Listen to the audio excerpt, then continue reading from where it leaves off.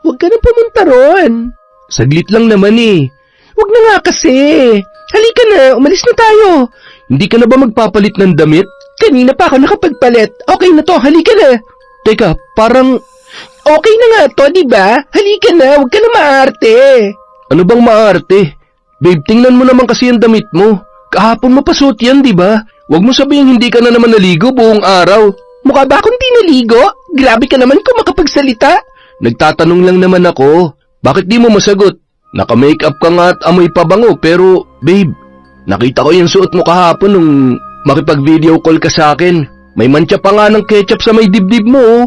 Maliit lang naman to eh. Hindi na yun mapapansin. Ikaw lang naman na maarte dyan eh. Pati ngipin mo naninilaw. Nagsipilyo ka man lang ba? Bakit pantami mo napapansin? Nakaka-offend ka na, ha? Babe, mas maganda na yung ako na magsabi sa'yo kaysa naman may iba pang tao na pumuna sa'yo. Please, makinig ka naman oh. Ayusin mo naman ang sarili mo, babe. Tingnan mo nga tong unit mo, oh. Parang hindi mo pa yata nalilinisan mula nung lumipat ka. Sabihan mo lang ako kung kailangan mo ng tulong. Kahit hindi na tayo kumain sa labas ngayon, maglinis na lang tayo rito para maging komportable ka. Bakit ba nakikialam ka? Komportable ako rito. Hindi naman ako maarte kagaya mo eh. Kaartehan ba yung tawag mo sa kalinisan? Babe naman, wala akong masamang intensyon sa sinabi ko. Gusto ko lang na maging okay ka rito. Okay nga lang ako, diba? Ikaw lang naman na nagpupumilit na hindi ako okay at hindi ako komportable rito eh. Nasasabi mo lang yan dahil nakontento ka na lang sa maruming paligid. Boyfriend ba talaga kita o inspektor? Parang lahat na lang ng dumi dito pinansin mo na eh. Wala na bang ibang nakikita yung mga mata mo kundi dumi? Sobrang OA mo. Kung gusto mo naman pala na malinis at perfect na girlfriend, edi maghanap ka na lang ng kasing linis at kasing arte mo. Puisit ka! Taon 2015. Bataan. Bata pa lamang, pabaya na si Kara sa kanyang mga gamit. Madalas siyang napapalo ng kanyang ina dahil sa katamarang maligo at maglinis ng sarili kahit nang siya ay dalagita na. Hindi naman akalain ng mga magulang niya na hanggang sa pagdadalaga ay madadala pa rin niya ang kadugyutan sa mga gamit at sa mismong sarili. Ngunit sa kabila ng katamaran ni Kara sa mga bagay-bagay ay masasabi naman na maganda siyang babae. Namana niya yon sa nanay niya at ang tangkad naman ay nakuha niya sa kanyang ama. Mahilig siyang maglagay ng kung ano-anong kolorete sa muka. Natutunan niya yon sa kaibigan na anak ng makeup artist sa isang salon. Siya ang bunso sa mga babae kaya nang magdalaga ay inalagaan talaga ng mga kapatid at ng nanay niya ang kanyang balat. Ngunit minsan, dahil sa kanyang kapabayaan, ay ang kanyang ina na mismo ang nagpapaligo sa kanya. Nursing sana ang gustong kurso ng nanay ni Kara para sa kanya, pero dahil kailangan doon ang matinding kalinisan, ay hindi niya yon nasunod. Nagtapos siya sa kursong Business Administration at nagsimulang magtrabaho bilang admin assistant sa isang kumpanya. Doon niya nakilala ang lalaki na unang nagpatibok ng kanyang puso. Yon ay ang manager nilang si Dylan. Masungit tingnan at mukhang kagalang-galang ang lalaki. Madalas yon maging laman ng mga kwentuhan sa opisina dahil hindi lamang si Kara ang tagahanga noon. Gustuhin mang ipakita ni Kara ang interes kay Dylan ay hindi niya magawa dahil batid niya na marami siyang karibal. Tiyak na pagtutulong-tulungan siya ng mga katrabaho na halos maglaway na sa binata kapag nalaman ng mga yon na may isa sa kanila ang sumubok na magtapat ng paghanga. Ngunit bukod pa ron, isa rin sa inaalala ng dalaga ang malaking pagkakaiba nila. Lalo na kung pagdating sa kalinisan na madalas ding problema sa kanya ng kanyang kapatid na si Kayla. Kara, gaano ba kahirap para sa'yo magtapon ng basura mo ng tama? Bakit na naman ba ate? Yung napkin na pinagreglahan mo, nakakalat sa harap ng bahay. Hindi ka man lang ba nahihiya? Tinangay na ng aso dahil kung saan-saan mo na lang nilalagay. Napaka-OA mo naman, te. Wala namang magtatanong sa'yo kung kaninong napkin yon. Hindi lang naman tayong babae dito sa buong barangay ah. Mangangatwiran ka pa talaga? Malamang, nasa harapan yun ng bahay natin. Sino sa tingin mong iisipin nila nagkalat nun, ha? Hindi mo man lang ba naisip na 3 tayong mga babae dito sa bahay at lahat tayo pwedeng pagbintangan? Madadamay pa kami ni Mama sa kadugyutan mo. Ano ka ba naman, ate? Ngayon na nga lang ako makakapagpahinga na matagal tapos bubungangaan mo pa ako? Wala kang maririnig sa akin kung marunong ka maglinis. Kay babae mong tao, ang tugyit-tugyit mo, panay ka forma at paganda, pero tingnan mo ang tinutulugan mo. Hindi na maintindihan kung kwarto pa ba to o bodega. Ate naman, may sarili ka namang kwarto, diba? Yun na lang ang pakialaman mo. Pero nasa isang bahay lang tayo, Kara. Lahat ng mga ipis at dagang nandito, lalabas din sa sala at mapaperwisyo rin kami. Huwag ka naman masyadong makasarili. Kung gusto mo magkasakit, pues ikaw na lang. Nagkasakit na ba kayo dahil sa kalat ko? Hindi pa naman, diba? Hihintayin mo pa talaga na mangyari yun? Umayos ka nga, Kara. Kung hindi ka pa rin magtitino, mas mabuti pang bumukod ka na ng bahay. Hindi ikaw magdedesisyon yan, ate. Talaga? O sige, kakausapin ko na lang si Mama at Papa para mapalayas ka na rito. Siyempre, gagawin mo talaga yan kasi sip-sip ka. Anong sinabi mo? Ako pa talaga ang sip-sip? Ang kapal na mukha mo para sabihin sa akin yan, ha? Makapal na kung makapal pero totoo naman eh. Masyado kang pabida kay Mama at Papa kaya ikaw palagi ang pinapaboran nila. Sa tingin mo, bakit nga ba hindi ka nila pinapaboran, ha? May magulang ba na matutuwa sa dugyot at murarang anak? Hindi ka na nga nakakaambag dito sa bahay, dumadagdag ka pa sa intindihin namin. Hindi mo ba naiisip na imbis na nagpapahinga na lamang si Mama, naglilinis pa siya ng mga kalat mo? Eh di ikaw na malinis? Gusto mo bang palakpakan ko ang kalinisan ng pagkatao mo? Sobra ka na, Kara. Masyado ka ng bastos. Hintayin mo lang na makausap ko si na Mama. Pag nangyari yon, magbalot-balot ka na. Malakas na isinara ni Kara ang pinto ng kanyang silid matapos makipagtalo sa nakatatanda niyang kapatid. Hindi yon ang unang beses na nagkainitan ng dalawa dahil palagi na lamang siyang pinupuna ni Kayla. Mga bata pa lamang sila ay palagi nang napupuri ng mga magulang ang panganay niyang kapatid. Bukod kasi sa matalino ay masinop sa mga gamit si Kayla at masipag sa bahay. Hindi tulad niya na palaging nasa galaan at ang mas pinaglalaanan ng oras ay ang panlabas niyang itsura. Sapat na sa kanya na maganda siya sa paningin ng iba. Katwiran niya noon, kaya naman takpan ng pabango ang hindi niya paliligo. Ang mahalaga lamang sa kanya ay wala pa namang nagrereklamo sa kanyang amoy o sa kanyang pananamit kahit na inuulit niya lamang ang ibang damit na nasusuot niya sa ibang araw. Mayroon na siyang naging boyfriend noon. Magkasundo sila dahil halos wala naman silang pinagkaiba. Ang naging problema niya lamang sa nobyo nung panahong yon ay ang hilig noon sa pakikipagkwentuhan sa mga babae na nauuwi sa panloloko sa kanya. Mula noon, hindi na siya muli pang nagpaligaw. Kahit mayroong mga sumusubok ay pinapaasa niya na lamang ang mga yon. At isa sa mga yon ay ang katrabaho niyang si Reggie na kailan lamang umamin ng tunay na nararamdaman para sa kanya. Uy, Kara, kanina ka pa titig na titig dyan sa cellphone mo ah. Sino yan, boyfriend mo? Ha? Sino? Yung picture na tinititigan mo. Leg lang kasi nakita ko pero alam ko na lalaki yan. Ano, boyfriend mo na ba yan? Wala na ba akong pag-asa? Huwag kang maingay. Bumalik ka na sa cubicle mo at magtrabaho ka na. Pero sagutin mo muna ang tanong ko. Hindi ako makakatulog hanggat hindi ko nalalaman kung may iba ka na. Anong iba-iba ka dyan? Bakit? Tayo ba? Hindi naman, pero syempre magsiselos ako. Bakit? May karapatan ka ba? Wala pa. Buti alam mo, kaya mabuti pa magtrabaho ka na lang. Ilang bilao pa ba ng biko ang kailangan kong ibigay sa'yo para sagutin mo na ako? Sino ba kasi nagsabi sa'yo na gusto ko ng biko? Yung dinala mo sa akin noong nakaraan, walang latek. Eh di sana sinabi mo para pinalagyan ko. Kara naman eh. Alam mo naman patay na patay ako sa'yo tapos kung kani-kanino ka pa nagpapaharot. Bakit? Bawal ba? Sa tingin mo, sino ka para pagbawalan ako humarot sa iba? Nanliligaw ka pa lang, akala mo pag-aari mo na ako. Hindi naman sa ganon. Kaya lang naman ako nagkakaganito kasi pinapaasa mo ko eh. Kung sabihin ko sa'yo huwag ka nang umasa, hihinto ka na ba? Hindi. O ay naman pala eh. Kadalasan, walang pakialam ang dalaga sa nararamdaman ng iba.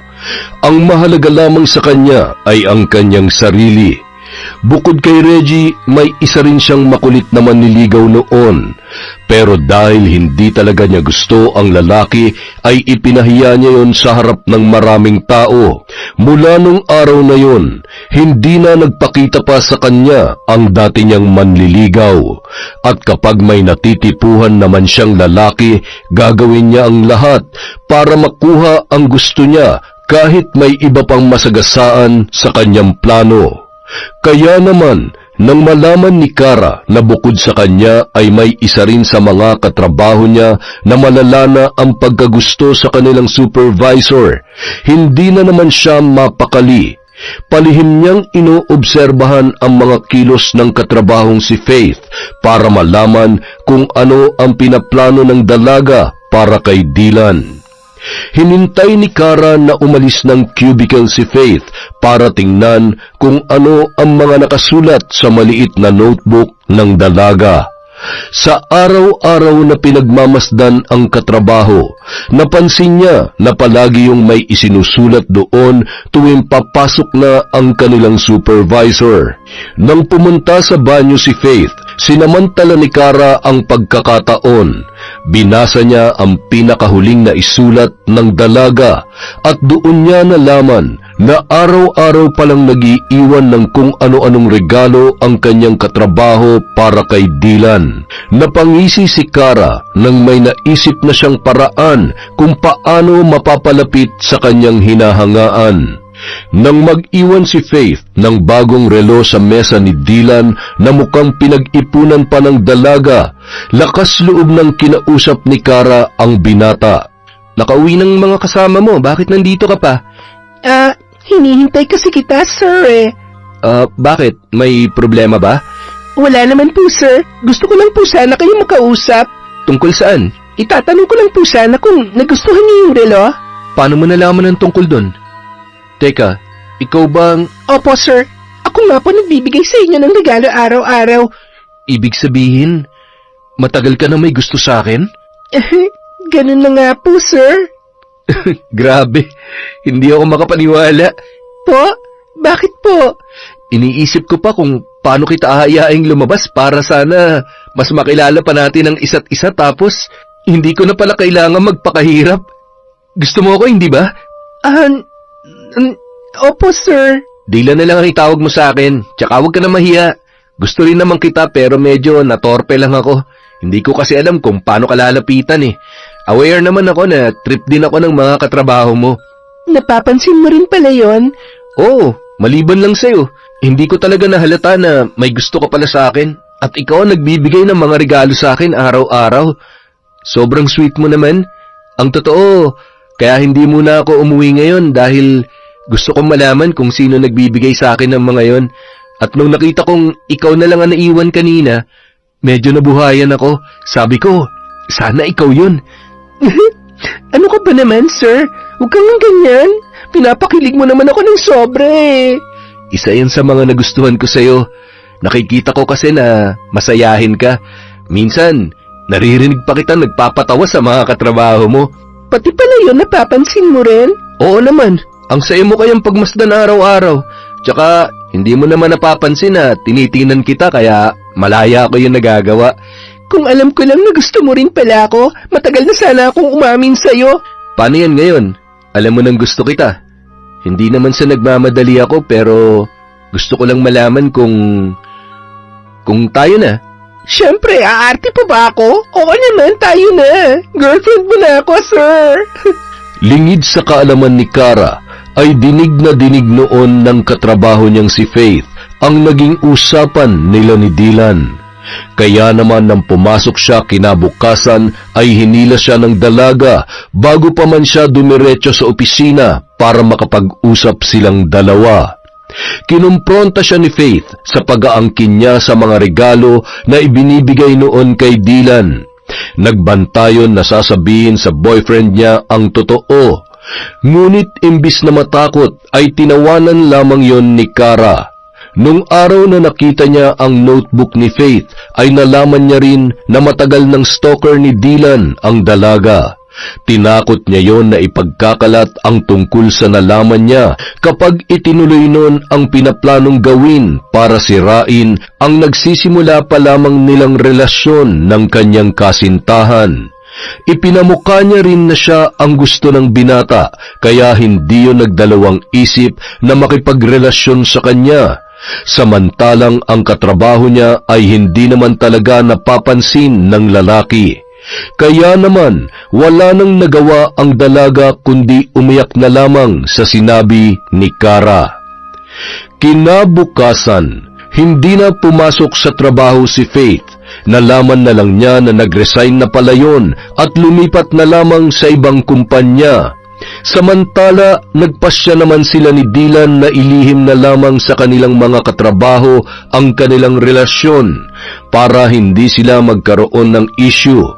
Isa pa, ipinagbabawal din doon ang makipagrelasyon sa katrabaho, lalo na sa mas mataas ang posisyon sa kanila. Ngunit kapag tapos na ang oras ng trabaho, halos hindi na sila mapaghiwalay pa. At hindi rin akalain ni Kara na agad siyang ipapakilala ng binata sa nanay noon na si Teresa. Ang ganda-ganda niyo naman po. Mukha po kayong artista. Ay nako, walera pala tong girlfriend mo, anak. Honest lang po ako. Ay, baka maniwala na talaga ako niyan, ha? Sa susunod, ma'am, baka humingi na yan ng allowance. Binobola na kayo eh. Huwag po kayo maniwala sa anak niyo, tita. Pero tanong ko lang po, anong skincare niyo? Tubig at dasal lang, iha. Ay, gusto ko yung humor niyo, tita, ha? Mukhang magkakasundo po talaga tayo. Ang mabuti pa kumain na kayong dalawa. Naghanda ako ng pagkain para sa inyo. Sabi ni Dylan, paborito mo raw ang sinigang, kaya yun ang niluto ko. Ang sweet yun naman po, tita. Eh ako, hindi ba ako sweet? Ako kaya nagsabi nun kay mama. Mamaya na lang kita pupurihin kapag tayong dalawa na lang, para magantihan ko rin ang sweetness mo. Ay, kaya lalo akong nahuhulog sa iyo eh. Eh di mahulog ka lang, sasaluhin naman kita palagi. Sa kabila ng masayang araw ni Kara nang makilala ang ina ng kanyang nobyo, kabaligtaran naman noon ang nangyari pag-uwi niya sa kanilang bahay. Naabutan na lamang niya ang mga gamit niyang nakaempake na at nakahanda na sa sala. Nang tingnan niya ang cellphone niya, saka niya lamang nakita ang ilang tawag ng kanyang ina na hindi niya nasagot. Nang buksan niya ang messages, sa kanya lamang nalaman na pinapaalis na pala siya ng mga magulang para matuto na siyang mamuhay ng mag-isa. At alam niya kung sino ang may kagagawan noon. Ano to, Ate Kayla? Nagbidabidahan ka na naman ba kina Mama at Papa? Huwag mong sabihin na hindi mo pa nabasa ang mga text sa iyo ni Mama. Tinatawagan ka rin niya kanina pero hindi ka sumasagot. Nabasa ko na, pero hindi pa rin ako aalis dito. Wala ka na magagawa. Kinandado ko ng kwarto mo. Nalinis ko na nga kaya makakahinga na kami ng maluwag dahil wala ng dugyot dito sa bahay. Bawiin mo lahat ng mga sinabi mo kina Mama. Bakit ko naman gagawin yon? Mas maganang buhay namin kung wala ka na rito. Pabigat ka lang naman sa bahay na to kaya mas maganda kung mawawala ka na. Kakausapin ko si Papa. Kung ikaw nagagawa mong mapaniwala si Mama, pues sa akin naman si Papa. Huwag ka nang umasa, Kara. Nakapag-usap na sila ni Mama. Pumayag si Papa dahil sinulsulan ko siya. Sabi ko, panahon na para matuto ka namang tumayo sa sarili mo mga paa. Tutal, ayaw mo rin namang tumulong sa mga obligasyon dito sa bahay. Puro sarili mo lang ang iniisip mo. At alam mo kung anong sinagot ni Papa? Sabi niya, mabuti pa nga raw kung gano'n ang gagawin nila para matuto ka dahil matanda ka na raw. Pero ikaw, kausapin mo pa rin siya kung gusto mo pang makasiguro. Kaya lang, sa pagkakaalam ko, imposible na magbagong isip niya. Buisit ka talaga!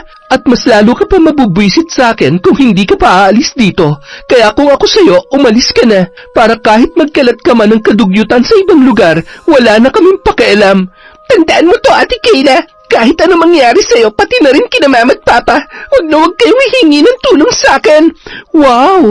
Para namang maaasahan ka talaga.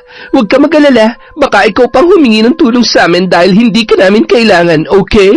Kaya umalis ka na at huwag ka na magpapakita pa sa amin. Dahil ayaw na rin ng mga magulang ni Kara na bumalik pa siya sa kanilang bahay, napilitan na siyang kunin ang mga gamit at maghanap ng malilipatan.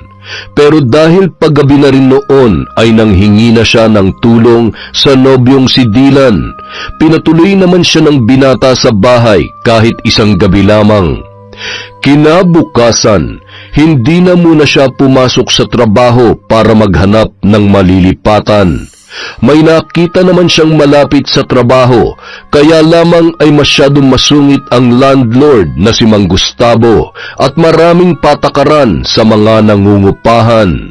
Pero dahil wala na siyang panahon para maghanap pa ng ibang malilipatan, ay pinatus niya na yon. Nangako na lamang siya sa matanda na susunod sa mga patakaran kahit na ang totoo ay wala naman siyang pakialam doon. Nakakainis talaga. Kung hindi lang dahil sa bida-bida kong kapatid, nandun pa sana ako sa bahay namin. Hayaan mo na. Baka nga mas makabuti rin sa'yo kapag nagsosolo ka na. Hindi ka na nila pwedeng pakialaman sa kung ano man ang gusto mong gawin. Hindi naman yun ang kinakainis ko eh. Palagi na lang ang kailan na yun ang pinapaboran ni na mama at papa. Isang sabi lang niya, naniniwala na agad sila. Hindi man lang nila ako kinakausap. Tama ba yun na pagdating ko sa bahay nakahanda na lahat ng mga gamit ko? Ni hindi man lang ako binigyan ng pagkakataon para makahanap ng mauupahan. Kinailangan ko patuloy umabsent para makahanap ng malilipatan. Huwag mo na masyadong isipin ang nangyari. Ayaw mo ba nun? Makakapunta na ako sa'yo kahit hindi ka magpaalam sa mga magulang mo. Sa bagay, basta lagi mo akong pupuntahan ha. Siyempre naman. Ngunit matapos ang unang pagbisita ni Dylan sa inuupahan ni Kara ay hindi na muli pang umulit ang binata.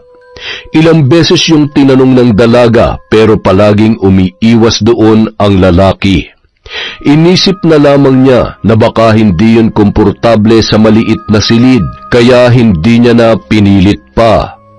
Samantala, habang tumatagal ay unti-unti na ring napapansin ni Dylan ang pagiging pabaya ng dalaga. Mula kasi nang makabisita ang binata sa inuupahan ay hindi niya na nagustuhan kung paano mag-asikaso ng mga gamit ang dalaga. Pagpasok pa lamang niya roon ay kalat na ang sumalubong sa kanya. Kaya naman kahit gusto pa niyang makasama si Kara ay nagpapaalam na siya at nagdadahilan na lamang para makaalis doon. Dahil hindi niya pwedeng sabihin sa kanyang ina ang nakita sa takot na madismaya yon sa kanyang nobya ay kay Reggie na lamang siya naglabas ng saloobin. Tutal naman ay matagal na silang magkaibigan ng lalaki. Ano? Kayo ni Kara? Oo nga. Pasensya na kung ngayon ko lang nasabi. Ang gusto niya kasi ilihim na lang daw muna namin sa mga katrabaho natin. Alam mo naman, bawal ang office romance. Pero kailan pa naging kayo? Actually, magto 2 weeks pa lang naman kami, pero ipinakilala ko na siya kay mama. Kung ganon, legal na pala kayong dalawa. Oo, ganun na nga. Di ko alam na si Kara pala yung sinasabi mo na nagugustuhan mo dati dito sa opisina. Si Glyza kasi ang madalas mo nakakausap eh. Halata naman na may gusto sa akin si Glyza kaya lagi akong kinakausap. Kaya lang, di ko naman siya type eh. Pero kahit hindi ko siya gusto, kinakausap ko pa rin na maayos kapag lumalapit siya sa akin. Eh di, congrats na sa inyo, pre. Oh, bakit ganyan? Parang may kasamang pait ang pag-congrats mo. Teka, wag mo sabihin na may gusto ka kay Kara. Sira ulo. Wala, di ko lang talaga inaasahan na magiging kayo. Eh sige, sinabi mo eh. Pero may sasabihin sana ako sa'yo. Sa atin lang to ah. Ano yun? Alam mo kasi, ay, paano ko ba to sasabihin? Parang ang awkward naman. Tungkol ba kay Kara? Paano mo nalaman? Eh siya naman talagang pinag-uusapan natin kanina pa. Ah, oo nga pala no. Oo, tungkol sa kanya. Pero, pre huwag mo talagang ikukwento to sa iba. Sus, para kang sira. Kailan ba ako nagkwento sa iba? Kung hindi mo pa nga ako kinausap, malamang panis ng laway ko dito. Ah, sige na nga, eto na. Meron kasi ako napapansin kay Kara. Ano yun? Parang nag-uulit-ulit lang siya ng damit eh. Oh? Eh, tol, normal naman ang mag-ulit ng damit, di ba? Kahit naman tayo, ganun din eh. Hindi yun ang ibig kong sabihin. Ganito kasi yun. Nung Huwebes, inaya kong kumain sa labas si Kara. Sa pagkakaalala ko, natalsikan ng konting milk tea yung suot niyang inner. Kulay puti ang suot niyang top, tol. Kaya kitang-kita talaga yung kahit maliit na talsik lang. Kapag nilaban mo yun, kahit kusot lang, mawawala yun. Pero kanina nung pumasok siya, yun ulit ang suot niya. Tapos, nandun pa rin yung mancha ng milk tea. Parang hindi niya nilabahan. Napansin mo pa talaga yon? Tol, alam mo naman ako, di ba? Masyado kong conscious sa pananamit at kalinisan ko. Kaya ganun din ako sa mga taong nakakasama ko. Anong gusto mong palabasin? Na may pagkadugyot yung girlfriend mo? Tol, seryoso ka ba? Girlfriend mo yun tapos nagkukwento ka ng ganyan tungkol sa kanya? Alam ko namang girlfriend ko siya. Kaya nga sa'yo ako nagsabi kasi alam ko mapagkakatiwalaan kita. Tsaka hindi lang kasi yun ang napansin ko eh. Nung pinuntahan ko siya sa inuupahan niya, grabe tol, puro kalat. Pagpasok ko pa lang doon, nakita ko ng mga damit niyang sabit-sabit kung saan-saan. Pati hinubad niyang panty, pare nasa sofa lang. Tama ba yun? Yung lababo niya, puno ng hugasin. Ginagapangan na ng mga ipis. Tapos nagluto pa siya ng pagkain namin. Hindi man lang niya hinugasan na maayos yung kawali. Basta niya nalang binasa sa gripo. Ay, grabe, parang natroma ako sa nakita ko nung araw na yun. Promise tol, hindi ko talaga kinain yung niluto niya. Nagdahilan na lang ako para makauwi. Kung kinain ko yun, baka na food poison pa ako. Pero kung titingnan naman si Kara, mukha naman siyang malinis, tol. Pucha tol, scam yan. Isang malaking scam ang panlabas ng kaanyuan. Pero kung oobserbahan mo siya, madidismaya ka talaga. Dahil ba dyan, hindi mo na siya gusto? Gusto ko pa rin naman, pero gusto ko rin na baguhin niya yung nakasanayan niya. Hindi ko siya matatagalan kung ganun siya kadugyot. Paano na lang kapag pinakasalan ko na siya? Baka maging bodega na ang bahay namin pag nagkataon. Alam mo, tol, mas mabuti pa sabihin mo yan sa kanya. Kausapin mo lang siya na maayos. Gawin mo mahinahon para hindi siya ma-offend. Yan naman talaga ang plano ko. Naghihintay lang ako ng magandang tiyempo. Dapat kasi kinilala niyo muna na mabuti ang isa't isa bago naging kayo. Kasi kung mag-iiwalay kayo dahil sa ganyang dahilan, masyadong masakit yun para kay Kara. Teka muna, bakit parang kasalanan ko pa? Tol, obligasyon natin bilang tao na alagaan ang mga sarili natin. Basic na nga lang dapat yun eh. Pero si Kara, parang hirap na hirap siya pagdating sa kalinisan. Buti nga, hindi siya nagkakasakit sa lagay na yun eh. Kung ako nasa posisyon niya, baka na-confine na ako sa ospital. Ito lang ang masasabi ko. May punto ka, tol. Pero kahit sa panig mo tingnan, hindi maganda na kinukwento mo pa sa iba mga napapansin at nakikita mo. Kasi kung talagang mahal mo si Kara, sa kanya ka rerekta, hindi sa akin. Paano kung madaldal pala ako at gusto ko kayong sirain? Di kunento ko na rin sa iban tungkol sa mga sinabi mo. Ay, mag-usap na lang kayo. Tsaka sa susunod, huwag ka na magkwento sa akin ng ganyan. Mas maganda kung sasarilinin mo na lang. Sa sinabing yun ni Reggie, biglang nakaramdam ng hiya si Dylan na konsensya ang binata dahil sa mga sinabi niya tungkol kay Kara. Mabait at marunong naman makisama ang kanyang nobya. Kalinisan lang talaga ang nagiging problema ng dalaga.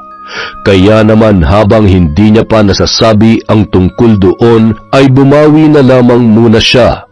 Iniwasan na lamang niya na pumunta sa inuupahan ng kanyang kasintahan.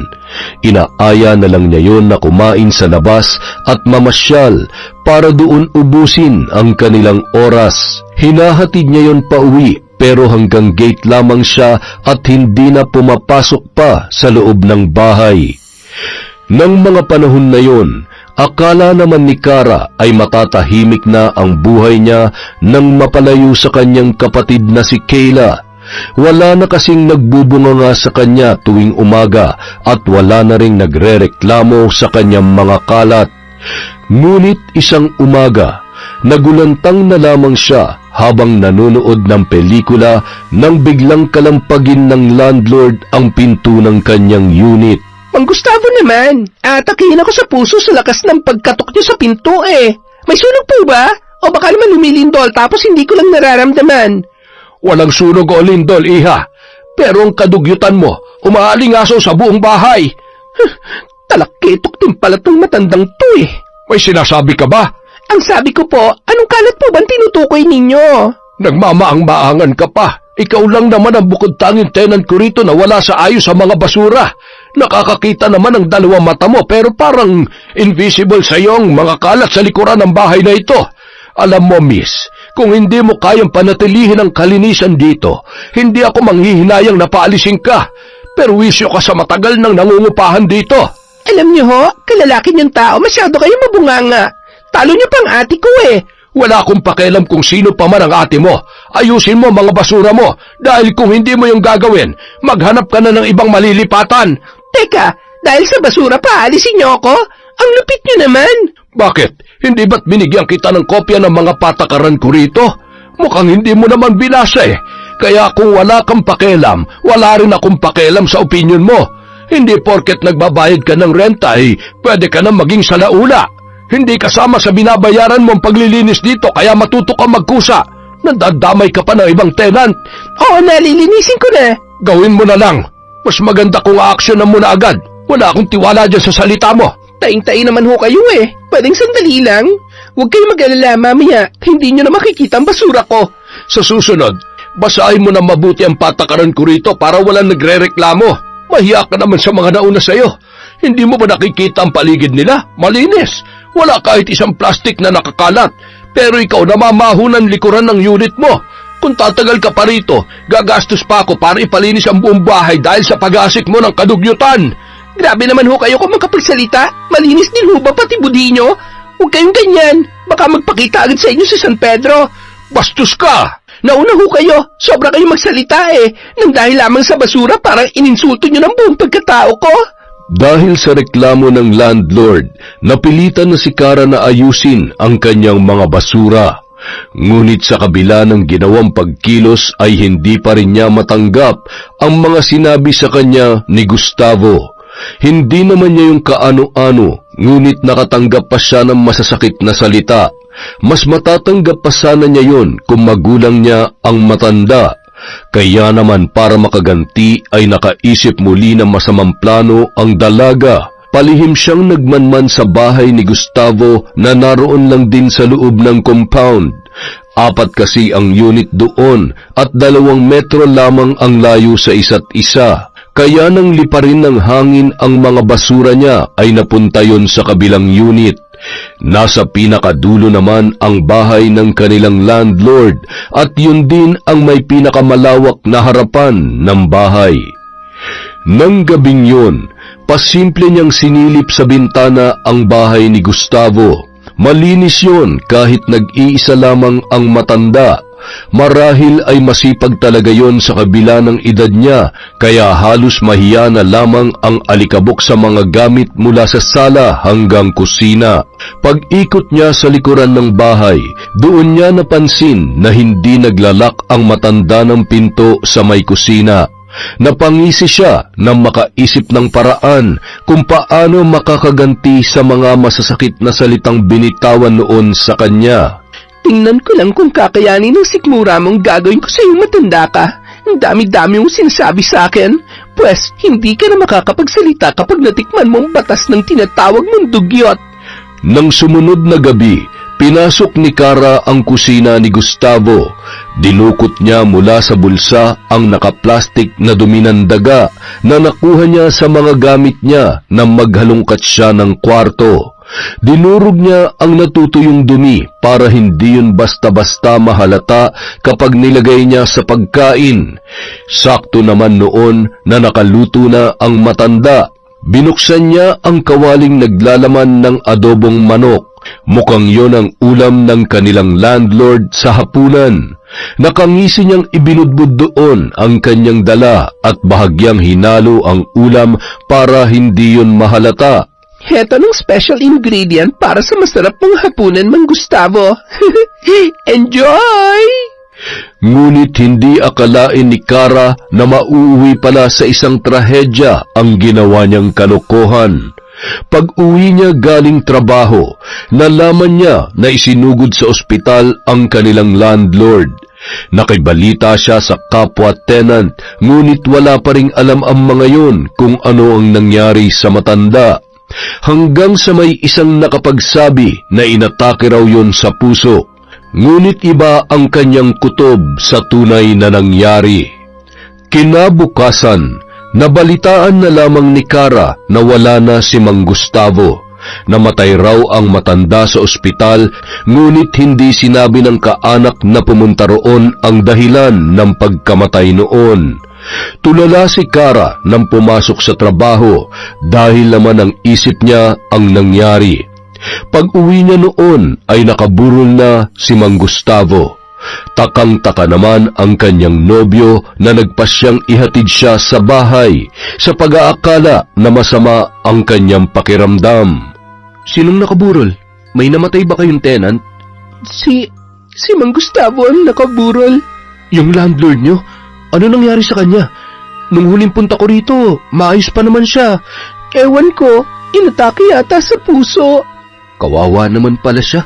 Mag-isa lang ba siya sa bahay niya?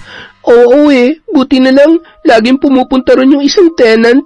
Ka-close daw kasi ni Mang Gustavo. Pagpasok daw sa bahay, nakita na lang siya na nakabulagta sa kusina. Puro suka pang araw sa sahig. Teka, sabi mo, inatake sa puso? Bakit sumuka si Mang Gustavo? Hindi kaya food poison yun? Hindi ko alam. Yun kasi ang sinabi sa akin ng isang tenant. Hindi ko na rin inalam ang totoo nangyari. Di naman kasi kami close nun Mainit nga lagi ang ulo sa akin ni Mang Gustavo Talaga? Bakit naman? Ha? Ewan. Hindi ko alam. Napapangitan yata sa akin kaya ganun. Sumilip kaya muna ako ron. Saka magbibigay na rin ako ng konting abuloy. Bakit? Close ba kayo? Ikaw naman, mga close lang ba ang dapat bigyan ng abuloy pag namatay? Huwag ka nang pumunta ron. Saglit lang naman Huwag na nga kasi. Halika na, umalis na tayo. Huwag ka nang pumunta ron. Saglit lang naman Huwag na nga kasi. Halika na, umalis na tayo. Hindi ka na ba magpapalit ng damit? Kanina pa ako nakapagpalit. Okay na to, halika na. Teka, parang... Okay na nga to, diba? Halika na, huwag ka na maarte. Ano bang maarte? Babe, tingnan mo naman kasi ang damit mo.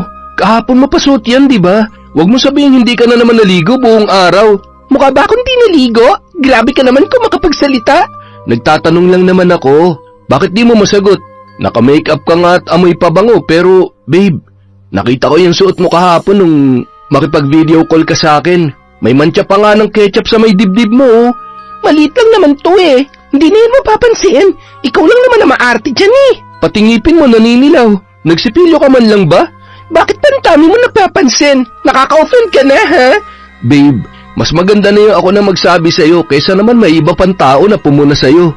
Please, makinig ka naman Ayusin mo naman ang sarili mo, babe. Tingnan mo nga tong unit mo Parang hindi mo pa yata nalilinisan mula nung lumipat ka. Sabihan mo lang ako kung kailangan mo ng tulong. Kahit hindi na tayo kumain sa labas ngayon, maglinis na lang tayo rito para maging komportable ka.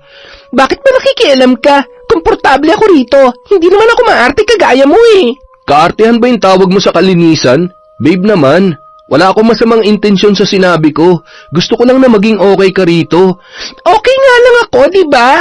Ikaw lang naman na nagpupumilit na hindi ako okay at hindi ako komportable rito Nasasabi mo lang yan dahil nakontento ka na lang sa maruming paligid. Babe, alam mo ba kung bakit hindi ako kumain ng niluto mo nung unang punta ko rito? Kasi hindi malinis yung mga ginamit mo sa pagluluto. Tingnan mo, hanggang ngayon, hindi ka pa rin nakakapaghugas ng mga kinainan mo. Hindi ka na rin naglalaban ng mga damit mo, kaya inuulit mo na lang yung sa tingin mo ay masusuot mo pa ulit. Nagpapabango ka na lang kapag hindi ka naligo at nagme-makeup para matakpan ng mga pimples mo. Babe, kaya ka maraming pimples dahil hindi ka rin nagpapalit ng punda ng unan mo. Boyfriend ba talaga kita o inspektor? Parang lahat na lang ng dumi dito pinansin mo na Wala na bang ibang nakikita yung mga mata mo kundi dumi? Sobrang OA mo. Kung gusto mo naman pala na malinis at perfect na girlfriend, edi maghanap ka na lang ng kasing linis at kasing arte mo. Puisit ka! Imbis na ayusin mong sarili mo, yan pa talaga naisip mong solusyon? Ang maghanap ako ng ibang babae? Mukhang hindi mo nga talaga kaya magbago kapag nakasanayan mo na maging pabaya. Hindi ko babaguhin ang sarili ko para magustuhan lang ng ibang tao. Ganito na ako nun pa, kaya kung hindi mo ako kayang irespeto bilang ako, edi maghanap ka na lang ng ibang liligawan. Papahirapan mo pang sarili mo. Halos manikip ang dibdib ni Kara sa kakaiyak nang umalis doon si Dylan. Hindi na sumagot pa ang kanyang nobyo, ngunit kahit wala yung sinabi, batid niyang gusto nang makipaghiwalay sa kanya ng binata. Sigurado siya na hindi nagugustuhin pa ni Dylan na makipagrelasyon sa kanya matapos ang kanilang naging sagutan. Hindi naman niya akalain na mapapansin ni Dylan lahat ng mga pagkukulang niya pagdating sa kalinisan. At kahit totoo ang lahat ng sinabi ng kanyang nobyo, ay nasaktan pa rin siya doon. Nang makauwi, nag-message na lamang sa kanya ang binata. Doon na nga tuluyang nakipaghiwalay sa kanya si Dylan. Hindi na niya kailangan malaman kung ano ang dahilan. Malinaw na yun sa kanya, ngunit hindi ganoon kadali para sa kanya na basta na lamang tanggapin ang desisyon ng kanyang nobyo. Nasaktan si Kara sa mga sinabi ni Dylan. Hindi niya matanggap na kahit ang lalaking akala niya ay tatanggap sa kanya ay hihiwalayan din pala siya.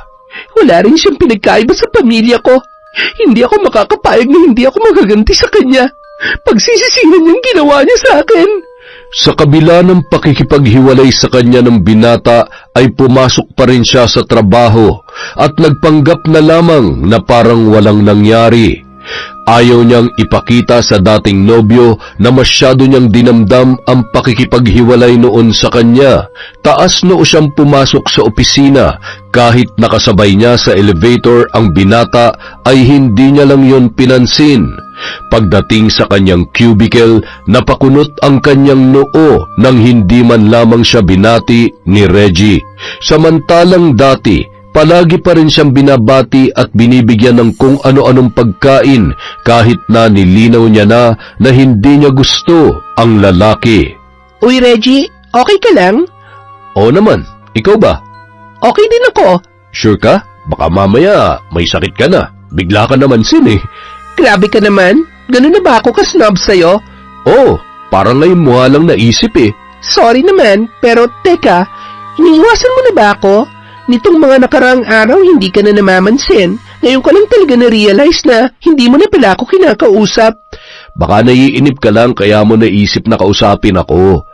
Ang totoo, break na kami ng boyfriend ko, kaya malaya na ako makipag-usap ulit kahit kanino. Pinagbabawalan ka ba niya? Hindi. Gusto ko lang ipakita na seryoso ako sa kanya, kaya pasensya ka na kung hindi na kita pinapansin noon.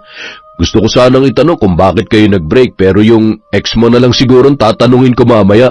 Teka, kilala mo siya? Kung akala mo kilala mo na siya, wala ka pa sa kalahati ng pagkakakilala ko sa kanya. Paanong? Best friend ko lang naman si Dylan, no? Shh! Huwag kang maingay. Ano ka ba? Baka marinig ng mga katrabaho natin. Ano naman kung marinig nila? Break na kayo, di ba? Huwag ka na nga na maingay. Ikaw lang ang nakakaalam nandito sa opisina. Okay, sige. Mananahimik ako. Kung sasabihin mo sa akin ang dahilan ng pagbe-break ninyo. Bakit ba gusto mo pang malaman? Chismoso ka rin, ano? Dahil masyado kayong perfect para sa isa't isa. Napaka-imposible naman na maghiwalay kayo ng ganun-ganun na lang. Basta, huwag mo na lamang alamin. Kung hindi nagpa-apekto si Kara sa pakikipaghiwalay sa kanya ni Dylan, ay ganoon din ang ginawa ng binata. Muli ring nakipaglapit sa mga babaeng katrabaho ang lalaki na mas ikinagalit naman ng dalaga. Kinabukasan, pagpasok niya sa trabaho ay kinuwento niya sa mga kasamahan nila na naging sila ni Dylan pero nakipaghiwalay siya sa lalaki dahil sa ginawang katarantaduhan noon.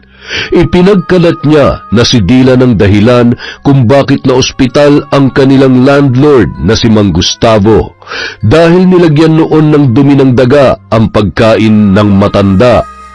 Mabilis na kumalat ang usap-usapan kaya pagpasok pa lamang ni Dylan ay nagbulong-bulungan na ang kanilang mga katrabaho. Maging si Reggie ay nagulat din sa nabalitaan. Patay mali siya naman siya sa nangyari at hindi nagpahalata na sa kanya nang galing ang kwentong yun. Kitang-kita ni Kara kung gaano naapektuhan ng pinakalat niyang chismis ang kanyang dating nobyo. Hindi yun mapakali at tila hiyang-hiya sa kanilang lahat. Tingnan ko lang kung hanggang kailan magiging malinis ang tingin sa'yo ng mga taong nasa paligid mo. Kinahapunan, pauwi na noon si Kara nang bigla na lamang siyang hablutin ni Dylan sa braso. Mukhang wala nang pakialaman lalaki kahit pinagtitinginan sila roon ng kanilang mga katrabaho. Anong sinabi mo sa kanila, ha? Bawiin mo yon. Bakit ko naman gagawin yon? Dahil hindi totoong pinagkakalat mo. Hindi ko yung ginawa kay Mang Gustavo. Huli ng lahat para dyan. Kalat na eh. Kung gusto mong linisin ang pangalan mo, di gawan mo ng paraan. Kung hindi mo kaya, magpatiwakal ka. Sobra ka na, Kara. Ginagawa mo ba to para gantihan ako dahil hiniwalayan kita? Hindi mo matanggap na kaya kita iniwan ay dahil sa masyado kang ako nakipaghiwalay sa'yo. Huwag kang sinungaling. Alam nating dalawa kung anong totoo. Hindi mo lang kayang tanggapin sa sarili mo na walang tatagal sa'yo dahil sa pagiging dugyot mo. Wow! Nagsalita ang malinis. Baka nakakalimutan mong dugyot ka rin. May namatay na nga dahil sa ginawa mo eh. Ako nga ba talaga? O ikaw? Bakit nga ba hindi ko naisip na posibleng ikaw ang gumawa nun kay Mang Gustavo? Ikaw ang may sapat na dahilan para gawin yun sa kanya. Tandaan mo to, Kara. Kakarmahin ka rin at sigurado ako nagagapang ka para magmakaawa dahil sa ginawa mo. Tigilan mo nga ako sa pagbabanta mong yan. Baka gusto mong kasuhan pa kita. Ay hindi. Mauuna pa pala magkaso sa'yo ang kamag-anak ni Mang Gustavo. Ano kayang pakiramdam ng inaaresto ng mga pulis tapos matatanggal ka pa sa trabaho habang sirang-sira na ang pangalan at imahe mo sa mga taong dati humahanga sa'yo? Parang nakakalungkot yon, no? Hayop ka, Kara. Oo, hayop talaga ako. Yun na ang naging huling pag-uusap ni Kara at Dylan dahil matapos ang araw na yon ay hindi na pumasok pa sa trabaho ang binata, dala ng matinding kahihiyan. Mas lalo kasing lumala ang usap-usapan sa opisina at pinagtatawanan na rin yon ng mga katrabaho nila, maliban lamang kay Reggie na hindi natuwa sa ginawa ni Kara. Ganun na ba katindi ang galit mo kay Dylan? Para siraan mo siya ng ganun sa katrabaho natin? Alam mo malaki na wala sa kanya, Kara. Makonsensya ka naman kahit konti. Pinaghirapan niya na makuha ang posisyon sa trabaho, tapos mawawala lang lahat ng yun dahil sa paninira mo na wala namang katotohanan? Paano mo naman sabing hindi yung totoo, ha? Nandun ka ba nung mangyari ang katarantaduhang ginawa niya? Please lang, Reggie, huwag mo nang pagtakpan ng kaibigan mo. Hindi ko siya pinagtatakpan. Gusto ko lang protektahan ng reputasyon ng kaibigan ko dahil alam kong hindi niya magagawa ang binibintang mo sa kanya, Kara. Ang tindi mo rin eh, no? Ganyan ka ba talaga kasama? Naging mabuting boyfriend naman sa'yo si Dylan, ah. Gusto ko pa nga niyang tulungan eh. Naging mabuti? Baka hindi mo alam na napaka-arte ng kaibigan mong yon. Kala mo kung sino malinis ang pagkatao. Wala akong masasabi kay Dylan dahil mabuting tao ang pagkakakilala ko sa kanya. Nandun na tayo sa may pagka-OA siya pagdating sa kalinisan, pero ikaw, minsan ba naisip mo man lang na may mga tao nang napapahamak dahil sa kadugyutan mo? Hindi na yung simpleng problema lang, Kara, lalo na ngayon na may namatay na nang dahil sa ginawa mo. Wala akong ginagawang masama. Sige, paniwalaan mo sarili mo sa kasinungalingan mo, pero itong tandaan mo, aalingasaw rin ang baho mo, Kara. Mula nang hindi na pumapasok sa trabaho si Dylan, palagi na lamang nagkukulong sa kwarto ang binata. Hindi na yon nakikipag-usap sa kahit na kanino dahil labis pa ring dinaramdam ang ginawang paninira sa kanya ng dating nobya. Awang-awa naman sa kanya si Teresa na hindi na alam kung ano ang gagawin para matulungan ang kanyang anak sa problema nito. Gustuhin mang linawin ng ginang ang ikinalat ni Kara na tsismis ay wala namang maniniwala sa kanila. Kinabukasan, nagpasya na si Teresa na puntahan si Kara sa inuupahan para kausapin tungkol sa ginawang paninira sa kanyang anak. Naabutan niya naman noon ang dalaga na abala sa pagsiselfie sa harap ng paupahan pagdating niya roon. Kara, pwede ba tayong mag-usap? Ay, kahapon si Reggie ang kumausap sa akin. Ngayon kayo naman. Tita, please lang, kung tungkol lang to kay Dylan, huwag na kayo mag-aksaya ng panahon. Talaga bang hindi ka man lang nakukonsensya sa ginawa mo sa anak ko? Alam mo ba kung ano naging epekto sa kanya ng ginawa mo? Huwag na nga kayo magdrama dito. Kung ano man ang pinagdaraanan niya, wala na ho akong pakialam doon. Hiwalay na kami, hindi ho ba? Tsaka kasalanan niya naman kung bakit yun nangyari sa kanya. Kaya kung pwede ho, tantanan niyo na ako. Walang kasalanan ng anak ko. Hindi totoo ang binibintang mo sa kanya. Isa pa po kayo eh. Bakit? Nandun din ba kayo na mangyari yon? Pareho lang kayo ni Reggie. Bawiin mo mga sinabi mo tungkol sa kanya at linisin mo ang pangalan ng anak ko. Baka sakaling mapatawad pa kita. Hay tita, hindi ko naman hinihingi ang kapatawaran nyo. Kara naman, isipin mo naman ang pinagsamahan natin. Naging mabuti rin ako sa iyo at tinuring kita na parang sarili ko na ring anak. Kung galit ka kay Dylan, gawin mo na lamang to para sa akin. Sige na, Kara, nagmamakaawa ako sa iyo. Sorry tita, pero hindi ko kayang gawin ang hinihiling nyo sa akin. Tsaka, huwag nyo nang gamitin sa akin ang pinagsamahan natin dahil nakisama lang talaga ako sa inyo noon. Wala na ba talagang kabutihang natitira dyan sa puso mo? Meron tita, pero hindi yun para sa inyo ni Dylan, kaya umalis na lang kayo. Wala kayong mapapala sa akin. Nasabi ko na mga dapat kong sabihin, hindi ko nakasalanan kung dinamdam ng anak nyo nangyari sa kanya. Binigyan kita ng pagkakataon, Kara. Pero pinatunayan mo lang sa akin na hindi ka karapat-dapat na patawarin sa ginawa mo. Kapag may nangyari sa anak ko dahil sa paninira mo sa kanya, pagbabayarin kita. Sa hindi maunawa ang dahilan, biglang kinilabutan si Kara sa klase ng tingin na ipinukol sa kanya ni Teresa ng mga sandaling yun matapos siyang pagbantaan. Hindi na siya nakapagsalita pa hanggang sa makaalis ang ginang. Hinabol na lamang niya yon ng tingin habang papalabas ng compound. Ngunit kinagabihan lamang, nahimasmasan na rin si Kara sa ginawang pagbabanta sa kanya. Imbes na itama ang ginawa niyang paninira kay Dylan, ay mas lalo niya pa yung pinalala. Sunod naman niyang ipinakalat na may namamagitan kina Dylan at sa sarili nitong ina. Ayoko na sanang ilabas pa to pero hindi nila ako tinitigilan sa pagbabanta nila sa akin. Kitang-kita ng mga mata ko na naghahalikan sila mag-ina. Nang imbitahan ako ni Dylan sa bahay nila, imbis na akong tabihan niya, doon siya umupo sa tabi ng nanay niya. Alam niyo ba, sinadya kong ihulog ang hawak kong tinidor dahil medyo nagdududa na ako noon sa kanilang dalawa. At nung yumuko ako sa may ilalim ng mesa, nakita ko si Dylan na hinihipuan ng nanay niya. Kadiri sila mag-ina. Tapos ngayon, ang lakas pa ng loob nila na pagbantaan ako na para bang napakalinis ng pagkatao nila. Hay, ang kakapal na mukha. Napangiti na lamang si Kara nang mapaniwala niya ang kanyang mga katrabaho sa panibago niyang paninira kay Dylan at sa ina nitong si Teresa. Siniguro din niya na makakarating yon sa dating nobyo. Ngunit sa hindi inaasahang pangyayari, nakarating sa kanya ang balitang nagpatiwakal ang binata dahil hindi na nakayanan ang pinagdaraanan noon. Nakita mo bang ginawa mo, ha? Masaya ka ba na may isa na namang namatay dahil sa kagagawan mo? Napakasama mo, Kara. Karmahin ka sana ng malala. Dapat sa kagaya mo hindi na binubuhay eh. Hindi ko naman nakalain na magpapakamatay si Dylan. So ano, hindi mo na naman kasalanan? Nakakagago ka na eh. Matapos mong sirain ang kaibigan mo, sa tingin mo inosente ka pa rin? Putya, pati si tita dinamay mo pa? Anong klase kang tao, ha?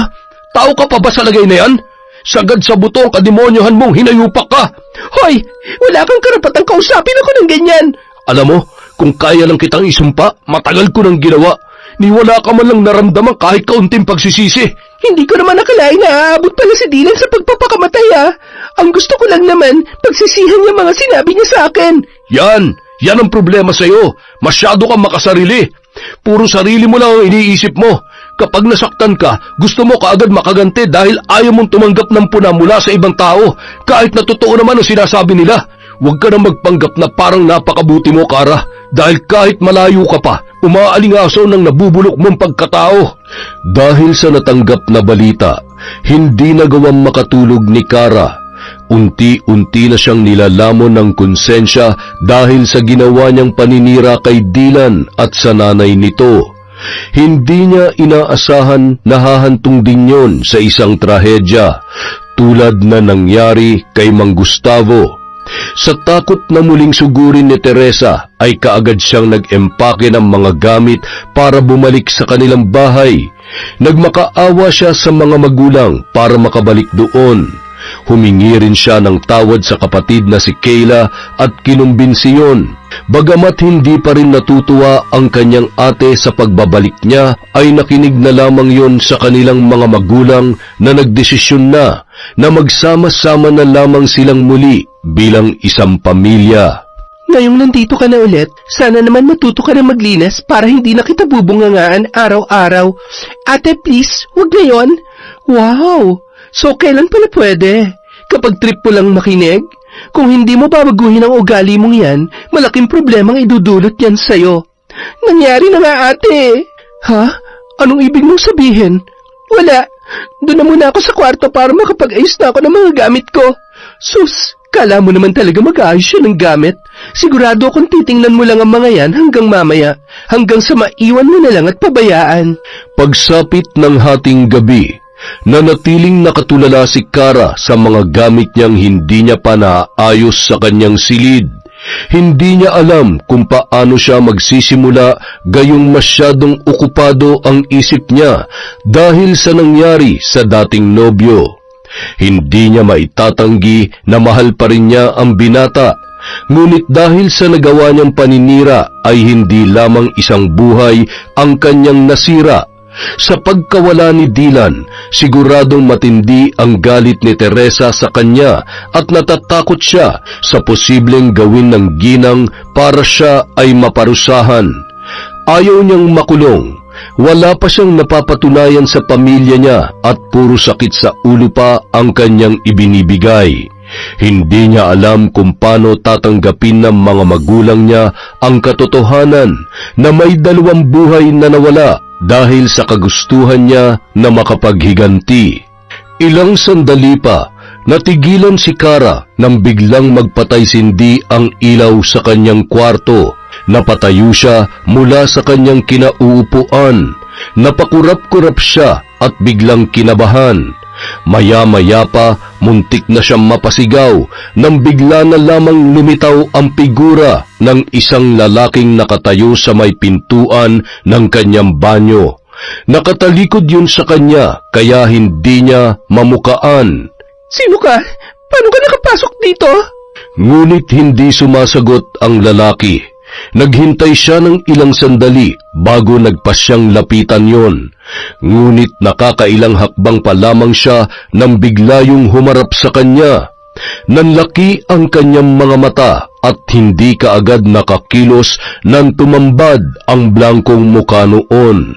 Bumaba ang tingin niya sa itim na marka sa leeg ng lalaki na tila ba bakas ng lubid. Lumakas ang kabog ng kanyang dibdib. Muli niyang tiningnan ng lalaki. Hindi! Imposible! Hindi ikaw si Dylan! Muli siyang napasigaw nang tumulo ang pulang likido mula sa ulo ng lalaking walang muka. Pumatak yun sa sahig at umagos patungo sa kanyang mga paa. Nanginig ang buong katawan niya sa takot nang maramdaman ang likidong dumampi sa kanyang balat. Ilang sandali pa, muntik na siyang panawan ng ulirat nang lumapit sa kanya ang lalaki at mahigpit na hinawakan ang kanyang leeg. Unti-unting nanikip ang kanyang dibdib. Nang bitawan siya ng lalaki, ay bumagsak siya sa sahig habang sapo-sapo ang kanyang dibdib. Habol hininga pa rin siya ng mga sandaling yon.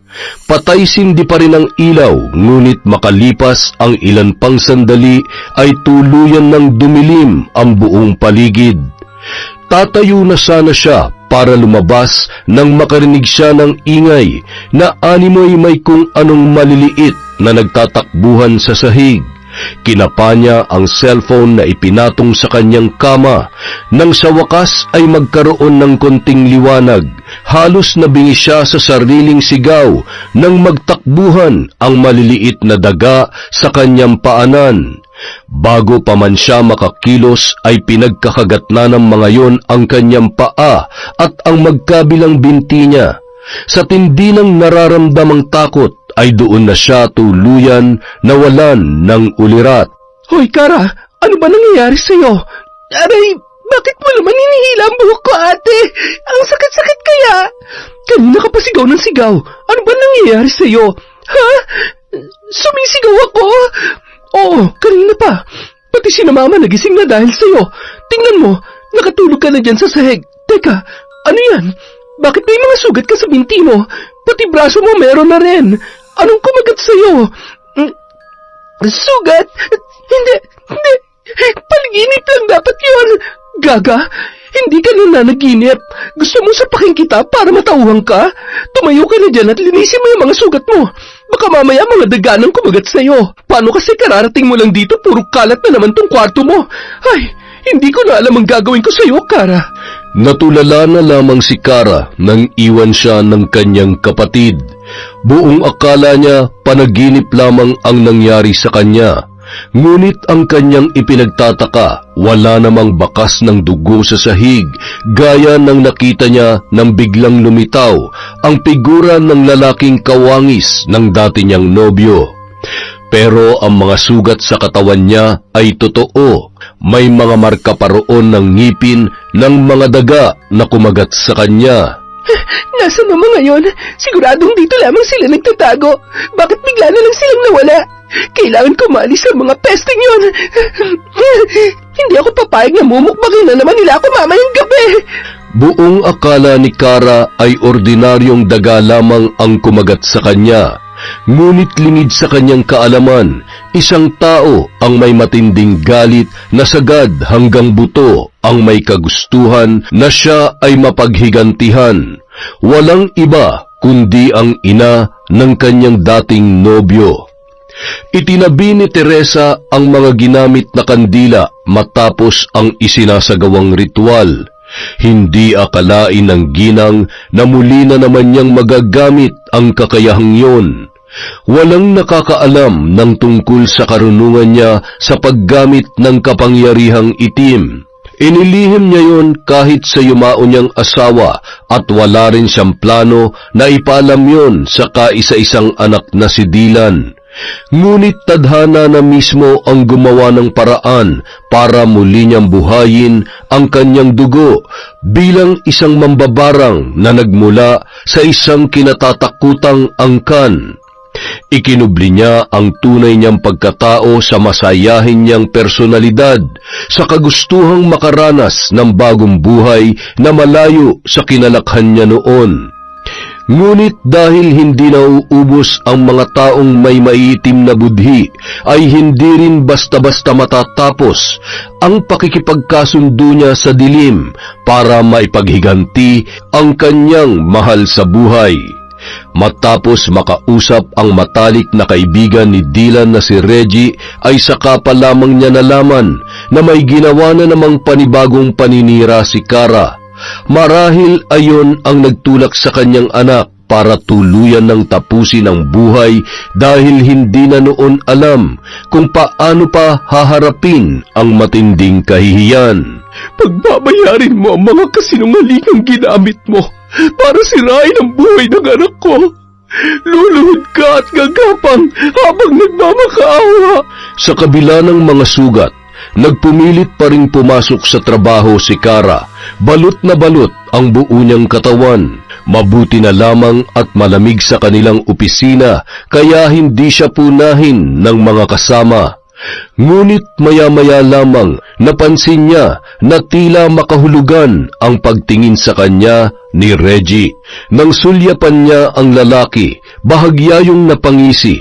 Bigla siyang nakaramdam ng pagkainis sa inasal noon. Ano bang problema mo? Bakit pangising-ngisi ka dyan? Ako ba may problema o ikaw?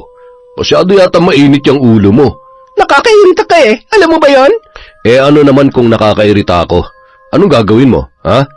Papatayin mo rin ba ako tulad ng ginawa mo sa landlord niyo at sa kaibigan ko? Gawin mo, Kara. Hindi kita atrasan. Ang yabang mo ah. Mas mayabang ka. Pero ayos lang dahil alam kong pinagbabayaran mo ng lahat ng ginawa mo. Nararamdaman mo na bang pait ng karma? Anong ibig mong sabihin? Alam mo kung anong ibig kong sabihin. Hindi mo na kailangan pang itanong yan. Hindi pa rin nauunawaan ni Kara kung ano ang nais ipahiwatig ni Reggie sa kanya. Ngunit imbis na magpaapekto sa lalaki, binaliwala niya na lamang yun. Ngunit kahit anong gawin niyang pagtuon ng atensyon sa trabaho, hindi siya mapakali sa kanyang upuan dahil sa paghapdi ng mga sugat na kumikiskis sa suot niyang damit. Pag-uwi niya ng bahay, halos masuka siya nang umalingasaw ang masangsang na amoy ng kanyang mga sugat. Hindi niya rin kaagad nahubad ang suot na sweater dahil dumikit na yon sa sugat na napisana ang nana dahil sa kanyang paggalaw. Halos mapasigaw siya sa tindi ng kirot nang matanggal ang pagkakadikit noon. Hindi na siya sumabay sa mga magulang niya sa paghahapunan dahil baka pandirihan lang ng mga yon ang mga sugat sa kanyang katawan. Hinintay niyang makatulog ang mga kasama sa bahay bago siya lumabas ng kanyang silid. Pagpatak ng 12:00 ng gabi, matutulog na sana si Kara nang biglang umihip ang napakalamig na hangin. Napakunot ang kanyang noo nang makarinig siya ng bulong mula sa kung saan. Nagpalinga-linga siya sa buong silid, ngunit hindi niya matukoy kung saan yon nagmumula. Ilang sandali pa, sumigid ang matinding kirot mula sa kanyang mga sugat. Nang sulyapan niya ang kanyang binti, nagkaroon ng malaking bitak sa gitna ng bawat sugat na yon. At mula roon, naglabasan ang maliliit na uod. Napatili siya at wala sa sariling pinaghampas ang binti niya sa pag-aakala na mawawala ang mga yon. Mas lalo pang dumami ang mga uod sa kanyang sugat at gumapang na yon patungo sa kanyang muka. Patakbo siyang nagtungo sa banyo para banlawan ng tubig ang kanyang muka, ngunit ni isa sa mga yon ay hindi man lamang natanggal sa kanyang balat. Makalipas ang ilang sandali, umabot na ang mga uod hanggang sa kanyang mata. Mariin siyang napapikit para hindi makapasok ang mga yon. Nagtiis na lamang siyang mangapa habang papalabas ng banyo. Ngunit sa pagpapatuloy niya sa pangangapa, hindi niya namalayan na nakalabas na siya ng kanilang bahay. Sa kanya lamang yon napagtanto nang sinubukan niyang idilat ang kaliwa niyang mata. Ha? Paano ko napunta rito? Pinihit niya ang seradura ng pinto, ngunit hindi niya yun mabuksan. Maya-maya pa, naramdaman na niya ang mga uod na nagpupumilit na pumasok sa nakadilat niyang mata. Dali-dali niya yung ipinikit at kinapa na lamang ang hawakan ng pinto para muli yung subukang buksan. Ngunit bigo siyang magawa yon.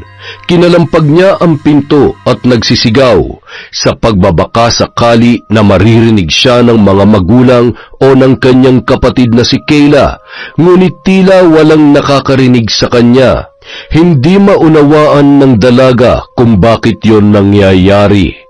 Nang mga sandaling yon, tila siya ay nasa ilalim ng isang sumpa.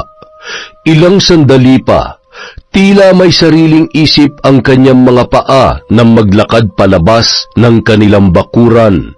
Nanatili pa ring nakapikit ang kanyang mga mata habang patuloy na humahakbang. Hindi niya alam kung saan siya dadalhin noon. Hindi niya rin maidilat ang kanyang mga mata. Napahikbi na lamang ang dalaga. Makalipas ang ilang oras ng paglalakad, ay naramdaman niya na ang hapdi ng kanyang mga paa na nagkasugat-sugat na. Dumagdag pa ang malamig na paligid. Niyakap niya ang sarili, ngunit kaagad din niyang ibinaba ang mga braso nang muling kumirot ang kanyang mga sugat.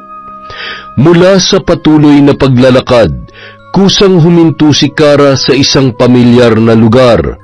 Doon niya idinilat ang kanyang mga mata at hindi na inalintana ang mga uod na nagpupumilit na sumiksik sa kanyang mga talukap.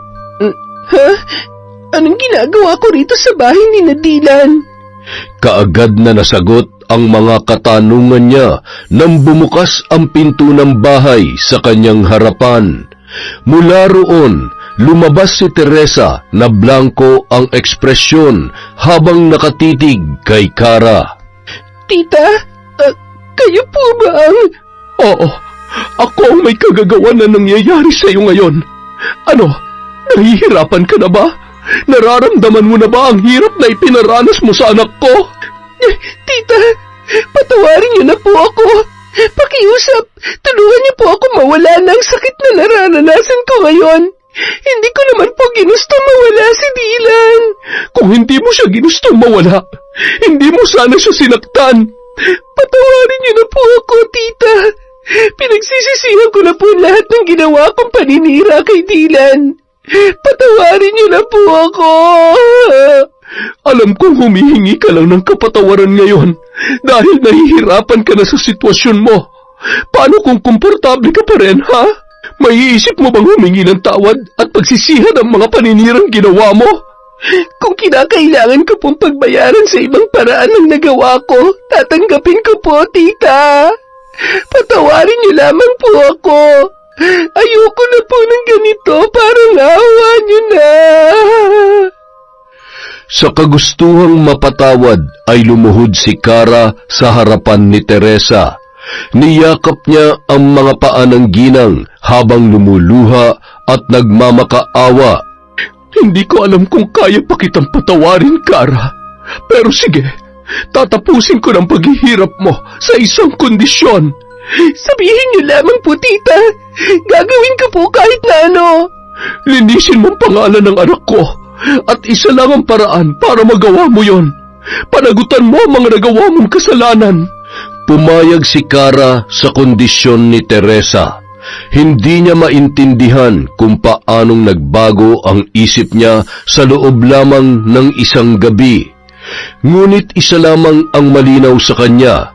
Nakakatakot ang naging karanasan niya dahil sa sumpa ni Teresa at hindi niya nagugustuhin pang maranasan yon kahit kailan. Inamin ni Kara na siya ang naglagay ng dumi ng daga na siyang nakasama sa kondisyon ni Mang Gustavo. Gaya ng inaasahan, nagsampa ng kaso sa kanya ang kamag-anak ng matanda. Binawi na rin niya ang mga sinabi niya tungkol kay Dylan at nilinis ang pangalan ng dating nobyo. Ngunit ang kapalit noon ay pagdurusahan niya ang mga naging pagkakamali sa loob ng selda. Tinanggap niya ang kaparusahang yon dahil para sa kanya, hindi hamak na mas kakayanin niya magdusa sa loob ng kulungan sa matagal na panahon kesa mamatay dahil sa sumpa ng barang. Isa yung malaking bangungot para sa kanya. Sa kabila ng pagkadismaya sa mga nagawa niya ay hindi naman siya pinabayaan ng kanyang mga magulang. Kahit si Kayla na madalas niyang nakakaaway ay nahabag sa kanyang kinahinatnan. Hindi niya akalain na sa ganoong pagkakataon pa sila magkakasundo ng nakatatanda niyang kapatid.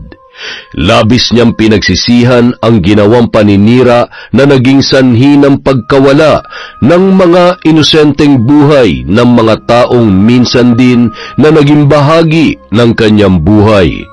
Naging makasarili siya kaya nararapat lamang na pagdusahan niya ang lahat ng mag-isa. Ginugol ni Kara ang panahon niya sa loob ng kulungan kasama ang mga tulad niyang may nagawang mabigat na kasalanan at nakasakit ng kanilang kapwa.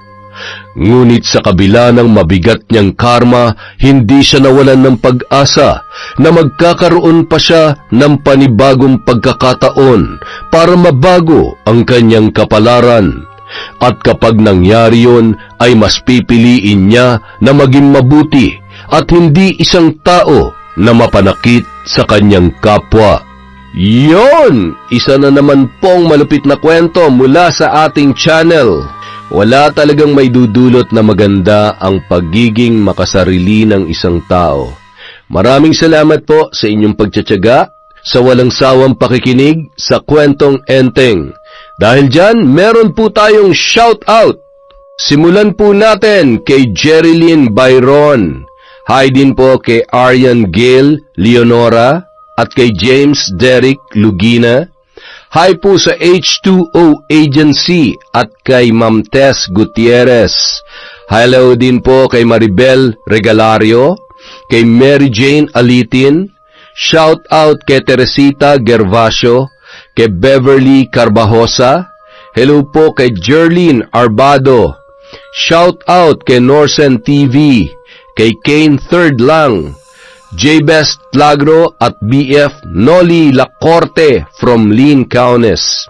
Hi po sa Dubalan at Daklitan family from Cliven Dubalan. Shout out po kay Miko, Ann, Kate, Pipe, Hana, Audrey, JD, Nico, Sabi, Santi, Gab at Carmel from Lea Gawaran.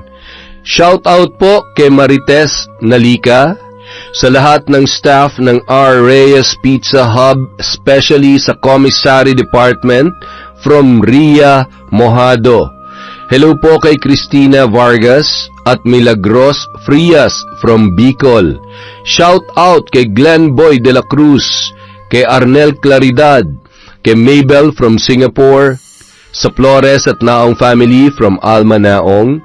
Hello po kay Jomer, Marvin, Mama Maya from Maribel Paralejas. Hello po kay Gemma Garcia, kay Ray Buendia, Jenny May, Billy Ray from Lucy Buendia. Shout out po kay Ian Buen. Hi kay Jing Estrada from Daman, Saudi Arabia, kay Marilyn Matandao, sa Martinez, Del Barrio, Cruzate at Mojica family from Asia Makalindong. Hi kay Richard Rivera, hi kay Nono Hugan Ed at Mario from Junel Fuentes. Hi po kay Jerufa, May, Confessor, Miss Vampire at syempre, hi po kay LSC. Maraming salamat sa walang sawang pagsuporta mula sa Kwentong Enteng.